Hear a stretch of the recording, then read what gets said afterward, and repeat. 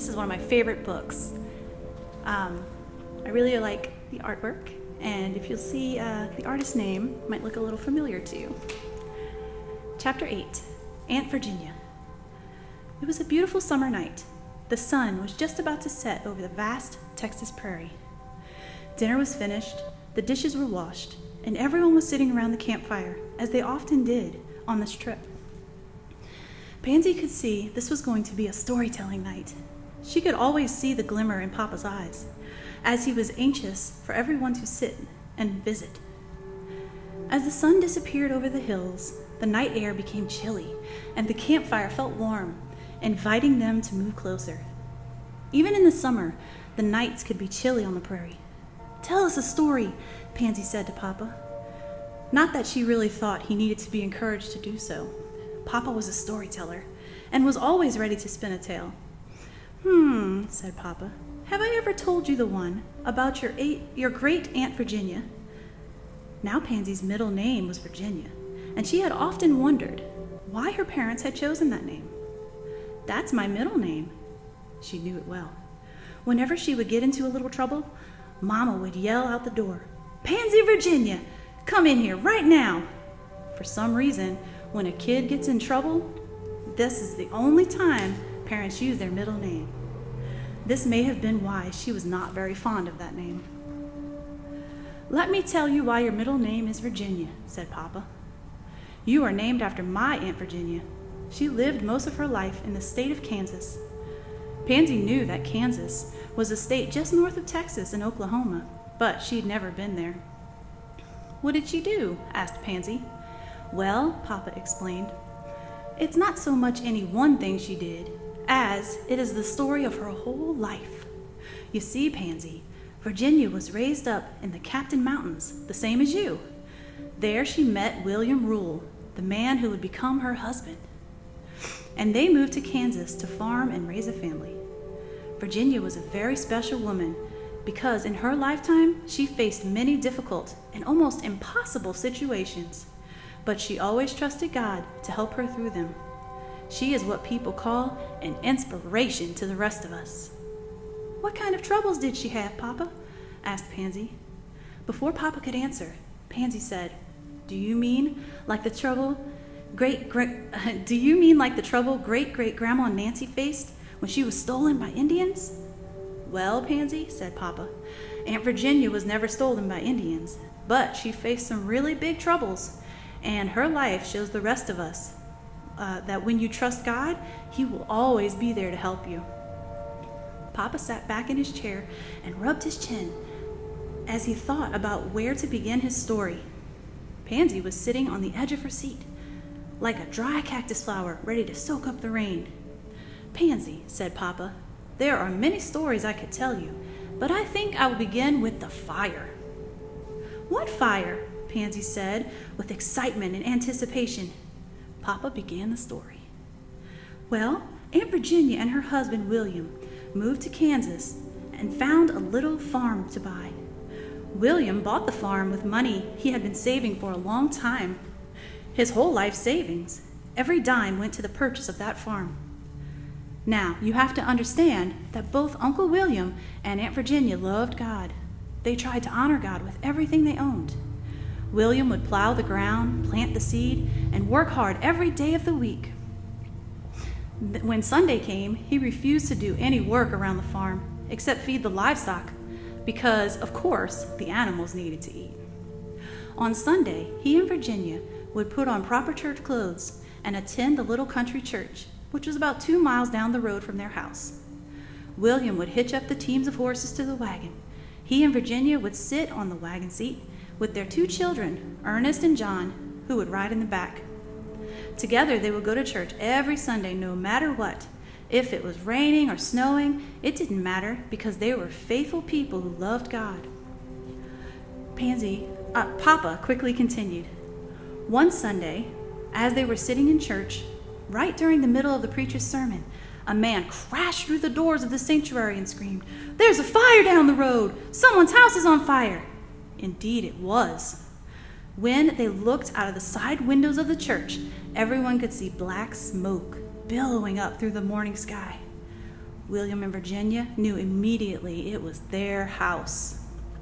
They also knew by the amount of smoke and how long it would take to get there was little hope of saving anything. They were right. Everyone in the church jumped in their wagons and on their horses to race to the fire, but by the time they arrived, most of the house was reduced to charred, burning embers laying on the ground. It was a total loss. The fire destroyed everything they owned. Every bit of clothing, furniture, pictures, and keepsakes were burned. All of Virginia's dishes, pots, and pans were mostly melted in the heat. Even some money William kept in a safe place under the bed was gone. As neighbors gathered around them, William and Virginia, with their 2 boys, huddled together in the front yard where their house once stood. They didn't complain. They didn't get mad at God. They didn't even ask for help from the neighbors. They got down on their knees right there in front of the disaster and prayed to God. They said, "Lord, everything we have is yours, and we have always trusted you to take care of us. Please take care of us now in whatever way that pleases you. We trust you, Lord. Amen." Papa said, all that was left when the fire was over was the foundation. "What's a foundation?" Pansy asked. Papa answered, "Well, that's actually the most important part of a house, because it's the concrete part on which the house is built." William cleared away all the burnt wood and measured the foundation because he was planning to build a new house on top of the old concrete foundation. He measured and discovered the foundation to be 50 feet wide and 64 feet long. Papa said, "Remember those numbers, Pansy, because they're important." Papa continued with the story. William wrote down those numbers on a piece of paper and on Monday headed toward town to price the lumber needed to build a new house. Of course, William didn't have enough money to buy the lumber. He had spent all he had to buy the land and house that burned down. Papa explained. William planned to go to the bank and ask if he could borrow the money for the lumber. However, before he left home, both he and Virginia prayed and asked God for favor. When they got to town, William priced the lumber and then went to the bank to ask about borrowing the money. He sat down with Mr. Schultz, the banker, who told William how sad he was that they had lost their home. He said he would be glad to loan him the money, but before he did that, he asked William if he would be interested in a brand new house that a friend of his in another town wanted to sell. Mr. Schultz told William the house would have to be moved, but it was a good house. It had never been lived in. Papa continued. Well, of course, William was interested. So he returned home to tell Virginia, and again they prayed for God's help. The next day, William left to see the mysterious brand new house that was for sale. He met the owner, and together they rode out to the edge of town, where he saw a beautiful brand new home. William took one look at the house and wondered why this man would want to sell such a nice house right after it had been built. He asked the man why he wanted to sell the house. He began to cry. The man explained that he had built the house for his son as a wedding gift. A week before he was to be married, his son was killed in an accident on the farm. The man wiped his tears from his eyes. "I don't want to see this house here anymore. I was told you lost everything in a fire. You can have this house if you will move it from this spot to your own property." Papa said. William could hardly believe his ears. He put his arms around the old man's shoulders and thought about how blessed he was to have only lost a home and some household things, while this man had lost the son he loved so much. He told him how sorry he was that he had lost his son, and the man said, if you want the house, please just take it. I'm giving it to you, just like I planned to give it to my own son. Now, Pansy, do you remember when we talked about the size of the foundation? Asked Papa. Pansy replied, Yes, Papa. It was 50 feet wide and 65 feet long. Good job remembering, Pansy, said Papa. Then he continued the story. William looked at the house. He looked at the old man. Then he took out his tape measure and walked over to the front of the house and stretched out the line and measured the width of the house.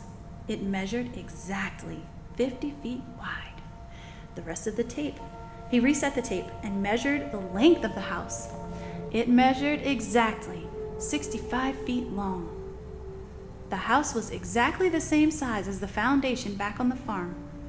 Now William had tears in his own eyes as he realized that God had provided exactly what they needed and more. God had provided a house that fit exactly on the foundation of his burned down farmhouse. It was as though God was saying to William, "My son, I will never leave you or forsake you. Just trust me." Pansy thought about the story Papa had just told for a long time as she stared deep into the glowing campfire. "I have a question, Papa," she said. It's wonderful that our Aunt Virginia and Uncle William got that house. But what?" questioned Papa with a knowing glance. "Why did that nice man's son have to die?" asked Pansy. "Oh, Pansy, there are many things in life we don't understand. Part of trusting God is learning that we don't always have the answers to our questions," said Papa. Pansy thought, then asked, But did God make him die?" "I don't think so, Pansy," said Papa. "I don't think it was ever God's plan for people to die, get sick, or experience pain and sorrow. But we know in this life these things happen. What God does is take the bad things that go wrong and bring good from them." "You mean the way the man's sorrow ended by helping someone else?" asked Pansy. "That's right," said Papa. "We know how the story ended with your Aunt Virginia. I like to think, in some way, God also brought about something good for the old man who gave his house to William." "I guess it's a real good thing to trust God," said Pansy. Mama, who hadn't said a word all night, spoke up. "Pansy, that reminds me of a scripture in the Bible that says, 'Trust in the Lord with all your heart and do not lean on your own understanding. In all your ways acknowledge him, and he will make straight your paths.'" Psalms 3, 5, and 6. "That's right, Mama," said Papa. Pansy, you can see how even though Uncle William and Aunt Virginia went through a really bad experience, God used their trouble to show them how much he loved them and would take care of them. "I sure do," exclaimed Pansy. That night, as Pansy crawled into her bed and looked up into the starry sky above, she was thinking about her aunt and how really glad that her middle name was Virginia. Hope you enjoyed it.